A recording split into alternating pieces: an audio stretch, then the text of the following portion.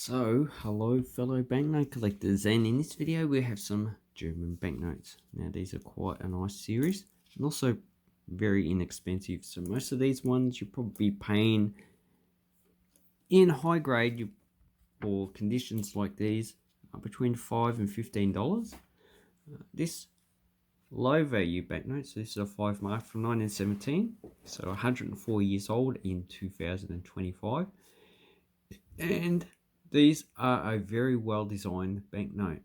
Now, during this time period, most countries had very nice banknotes. The UK is an exception. Apart from the 10 shilling £1, all the rest are uni-sided, which it's not really counterfeit proof, even at the time. But this was issued by the Darles Kassenschein. So that is a different bank from the Reichs banknote. So you had different banks that issued different banknotes. And as you can see, it has a picture of Germania. So it's allegorical, meaning it just represents a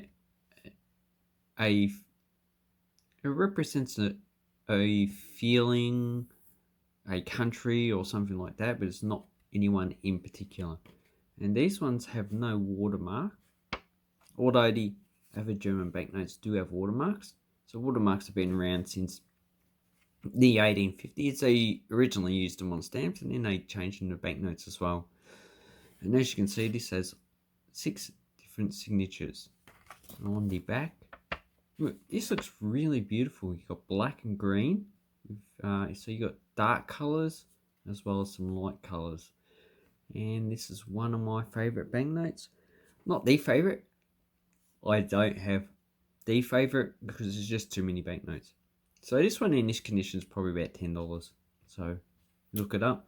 Then we have the 20 and 50 marks. So at the time, this was equivalent to £1. So it's 20 marks to £1. And if we look at the value of £1 in 1910, you can see it's roughly equivalent to $142 today. But this banknote suffered from inflation, and by 1924, so within 20 years, this is practically worthless because these did stop being printed in 1914. But as you can see with, these remained in circulation quite a long time. And as you can see, the Z for 20 is quite stylized, and we have Gothic lettering. So it's quite a nice banknote. And then you've got the German eagle, and on the reverse we have a centered 20 as well as different features. You might think that this is a discoloration, but no, that's discolored threads in the paper as a security feature. And this one has the letter, is that P? Looks like it. So all these have different letters. So if you wanted to get every letter, you probably talk about 15 to 20 banknotes. And then we have the 50, a little bit different. So this is quite nice. This one has the green cereals. And as you can see, it's quite a nice banknote. So this one is a little bit floppy. So it is losing a little bit of its crispness. But it's quite a good banknote. This one's probably between $5 and $10. And I like the sword that's in the background. And then we have 2 maces. So it's very interesting. Looks like the sun is shining behind Germany. And here we have the German eagle. Wow. Until this video, I didn't actually look at it in this fashion. And this side, I like it. I just like dark colors on a white background. It's beautiful. So then we have a Germania, the Prussian crown, which is on the side there. So the same, they're just inverted. And that is a beautiful banknote. So at the time, this was equivalent to probably about $300 or $400. And here's the other version that goes with the 20. This one's 1910. So as you can see, in the Second World War, they changed the 50 mark from 1910, 1914 to a different design, but a different bank as well. And this one has similar features, so we've got Germania up here. And this one costs about $10 to $15 if you want to buy one. And it has the T letter in it. And the interesting thing is that you can see this one has lettering in the background. And also, if you feel it like that, the lettering has been impressed in the paper. And at the time, this was not even the coin. The highest coin was a 20 mark gold coin. So you can tell that these are quite high value body types of coins they also issued. And I have another one. So this is the H lettering. So you've got T, H, you get all different types of letterings. And the security seal's red.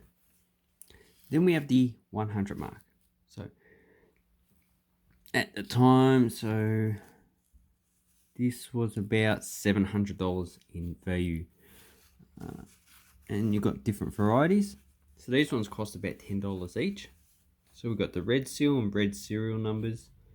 And 2008 to 1908, not 2008. And quite nice. You can see the beautiful eagle with the coat of arms. And this one's A, and that one is N. And on the reverse, we have Germania herself. And if you, once again, if you feel like this, these are actually lines impressed in the paper. So Germany really did go out of their way to make these banknotes as secure as possible, which a lot of other countries at the time did not. Then we have the 1000 mark. So everyone, if you collect banknotes, should be familiar with these. So these are 1910. At the time, if we look at how much these would have cost, so this is the exchange rate. I used the Australian inflation calculator, and I do the exchange rate of 20 marks equals £1. So 1000 mark is equivalent to £50. £50 times $142 equals $7,100. So at the time, these were a very high valued banknote. And if we look at the wages, so if we look at these values here, so we're just looking at the German values. These are all in Pfennigs of 1905, and you can see the value is under 1 mark. So 107 Pfennigs for flour is 1 mark and 7 Pfennigs. And you've got bread. So we've got 4 pounds, which is 2 kilos. It roughly makes up 4 loaves. You're talking about 48 Pfennigs.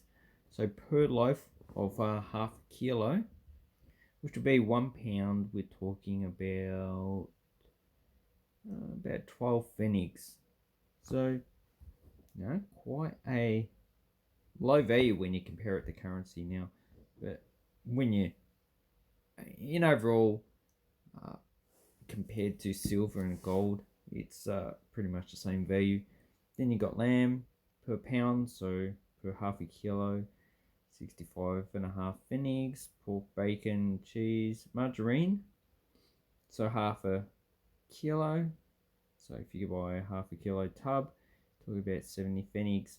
And then we have tea. Tea's and it has to be imported from high altitude, colder regions. So we're talking about probably northern India, inland China, and the transportation cost is quite expensive when you compare it to sugar. Sugar grows in lowland tropical areas, so it's a closer to port facilities, so a lot easier to access.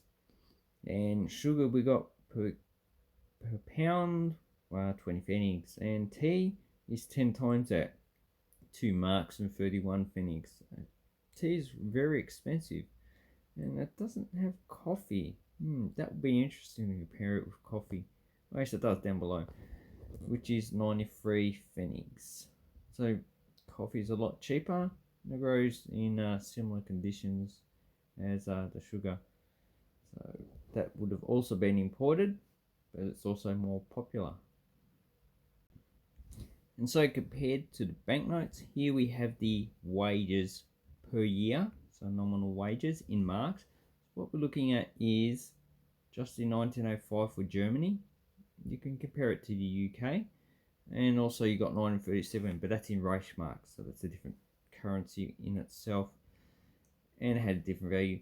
So industry seems to have the highest value that you can actually make, which is unlike now, which is more the financial sector where you can make all your money. And it's about, so we've got mining, construction, 1,200, industry overall, 987.81 marks, should I say. Then you got iron and steel, 1,232 marks. So a 1,000 mark banknote is pretty much the annual wage of a typical German in 1905.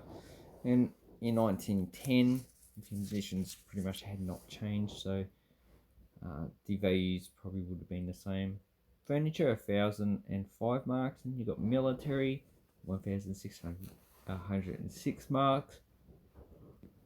Transportation, 1,212 marks.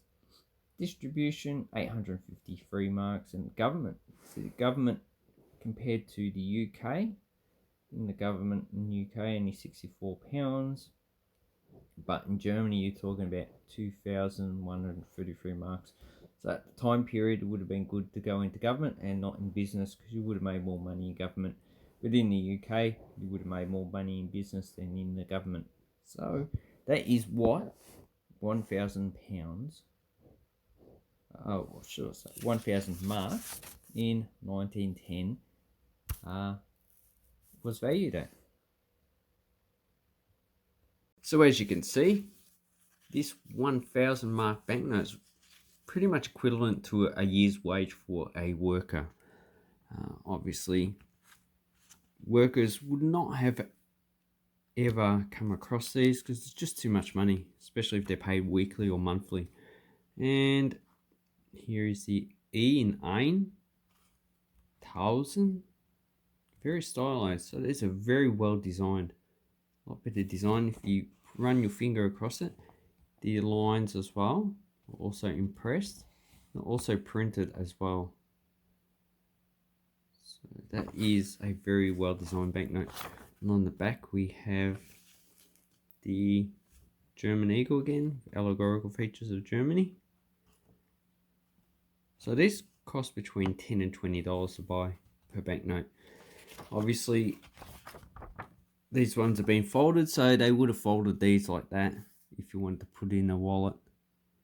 And so 1910, 1910. So here we have L and M. Then we have 1910 with K. But you can see the differences in the actual paper. So this one seems to be impressed a lot more than what this one is, or the bottom one as well. So I encourage you, if you get any type of banknote, you just check, like if you got 3, 4, 5 of each, just check the varieties that you can get with the actual banknote. And then we have the red seal. So this is also 1910, and we have a green seal. So I'm not too sure why the colors were changed. This could have been a chemical reaction with the ink, like we did have on the Australian $5 note in 1993, 92. Yes, so that could be it. Yeah, but these have a similar value. In 1910 was the last of these 1,000 mark banknotes up until 1922. And then we have the best banknote that I believe Germany produced. And this is the 100 mark from 1908, 1910. So the 1908 is more expensive than the 1910 because this one was printed in a lot more and during the First World War, should I say. So, and you can see the 1908. So this is 1908 as well. 1908. They're both issued by the Reichsbank. And different designs. So obviously, this one was issued up until 1908. And then they changed over to the larger banknote. So this does have a watermark of Otto von Bismarck. So hopefully you can see his picture there. And he's pretty much the founder of Germany. And the interesting thing is Germany was the first country issued the pension. So you can thank the Germans for a pension. And we have two from 1910. We have, once again, same with the 1000 mark, we have red and green. So that is very interesting.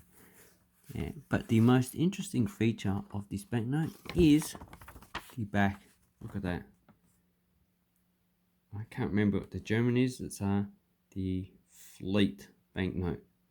So we've got beautiful features of industry in the front, agriculture. And we have the German war machine in the background. And we have Germany with a sword and shield. So she's defending Germany. We have looks like an oak in the background.